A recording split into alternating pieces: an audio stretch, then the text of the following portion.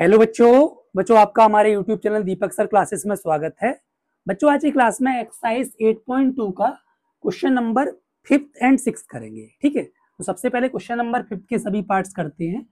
तो क्वेश्चन को पढ़ लो एक बार अच्छे से, है ना। कोई भी क्वेश्चन करते हो तो पहले आराम से तसल्ली से उस क्वेश्चन को रीड करा करो। ठीक है, क्योंकि क्वेश्चन को रीड करने के बाद आपको ये पता चलेगा कि उसमें फाइंड आउट क्या करना है। जल्दबाजी करोगे तो कुछ पढ़ोगे कुछ करोगे, सब मामला गड़बड़ हो जाएगा। ठीक है, चलो आपको आपसे पूछा है इस एपी की कौन सी टर्म ये होगी, which term of the following sequence, AP कह रहा हूं सॉरी, माफी चाहूंगा। ठीक है, ठीक है, इस सीक्वेंस की कौन सी टर्म 128 होगी। ठीक है, तो सुनो, अब हमें जब नहीं पता होता है ना कि कौन सी टर्म, कोई सी तो होगी, जब 128 होगी तो कोई सी भी होगी, तो हम nth टर्म को मान लेते हैं। ठीक है, तो इसमें सबसे पहले a2 है, r जो होगा 2√2/2 होगा, a2/a1 यानी r√2 हो गया। और हमने मान ली nth टर्म जो है वो 128 है। लेट nth टर्म भी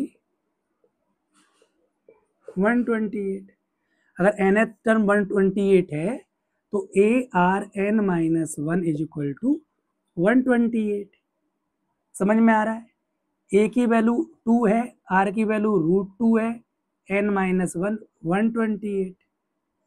ठीक है, तो 128 डिवाइडेड बाई 2 मल्टीप्लाई में तो इधर किस में चला जाएगा, डिवाइड में चला जाएगा। ठीक है, इधर देखो 2 से इसे कैंसिल आउट कर देंगे तो ये आपका 64 हो गया, √2 की पावर n माइनस 1। ठीक है, इतना समझ में आ रहा है? ठीक है, 64 हो गया। ठीक है, अब इस 64 के, अच्छा एक चीज और समझो, आपको ये चीज पता होगी, रूट जैसे ये रूट का मतलब 1/2 होता है, ये तो पता है ना। जैसे √2 की पावर 3/4 है, समझ ना।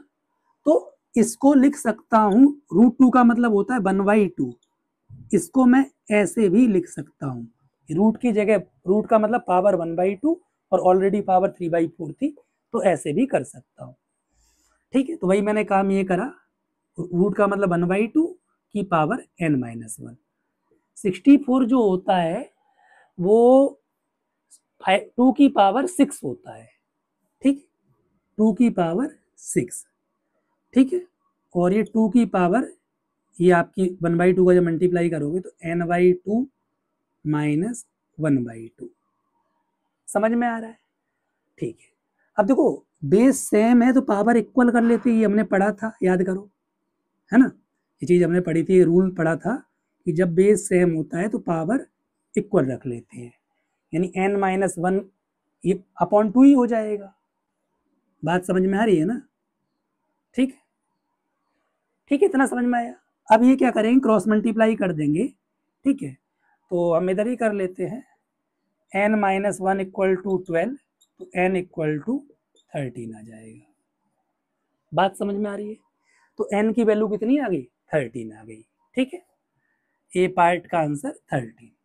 तो यानी इसकी, इस सीक्वेंस की 30th टर्म जो है वो 128 होगी। ठीक है, अब बी पार्ट करते हैं, a √3 है, r जो हो जाएगा 3/√3।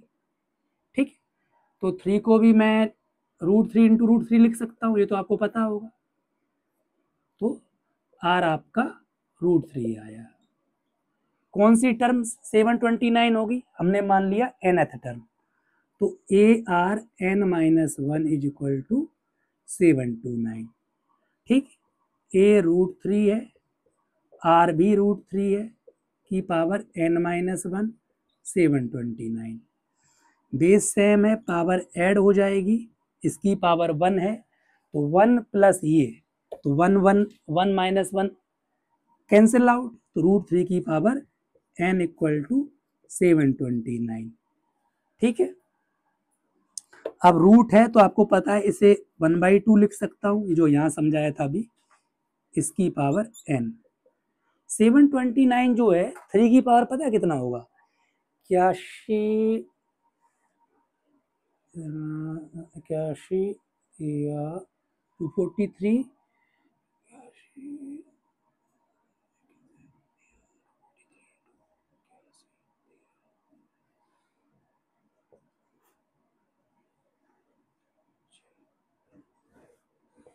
है, 3 की पावर 7 होता है, 3 की पावर 7 नहीं, सॉरी 3 की पावर 6 होता है 729। आप मल्टी कैलकुलेट करके देख लोगे, 3 3 या 9, 3 या 27, 3 या 81, 3 या 243, 3 या 729। समझ गए? आप देखो ये n/2 हो जाएगा इज इक्वल टू 3 की पावर 6। बेस सेम है तो पावर इक्वल रख लेते हैं, ये रूल पढ़ा था हमने। ठीक, तो यहां से n इक्वल टू हो जाएगा आपका 12। n की क्या वैल्यू आ गई? n की वैल्यू 12 आ गई। अगर नहीं दिख रहा हो तो मैं बता रहा हूं, यहाँ पे बेस सेम है तो पावर इक्वल रख देनी है और सॉल्व कर लेना है। ठीक है, अब सी पार्ट करते हैं इसी तरीके से। a 1/3 है, r निकाल लेते हैं a2/a1 से, यानी 1/9 डिवाइडेड बाई 1/3। डेनमीटर से डेनमीटर कटता है, बताया था।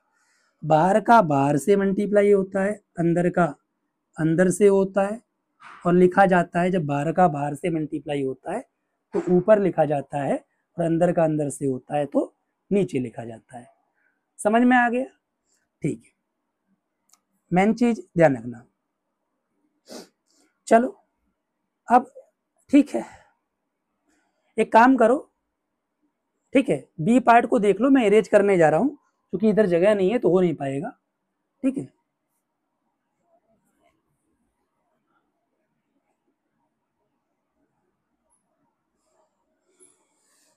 तो इसमें भी हमने nth टर्म मान ली कि ये होगी, तो ARn-1 जो है 1/19683 होगी।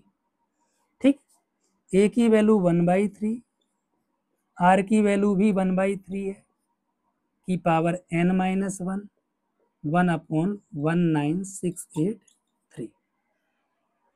ये बेस सेम है, यहाँ पे मल्टीप्लाई में पावर ऐड हो जाएगी।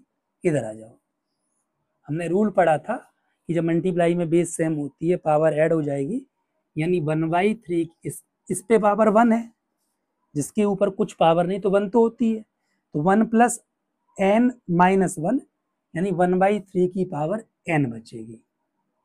बात समझ में आ रही है? ठीक है, और ये हो गया 1/19683। ठीक है, 19683।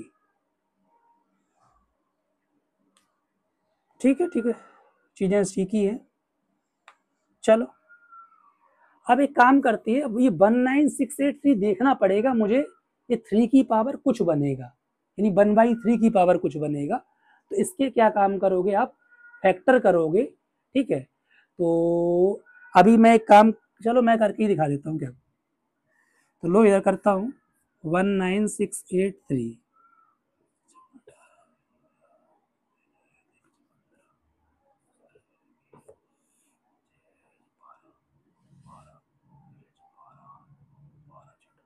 3 2 जा 6, 3 1 जा 3, 2 बचा, ये 3 से, ये 3 से करते हैं। ठीक ठीक, ऐसे फैक्टर करते रहो, 3 3 जा 3 1 जा।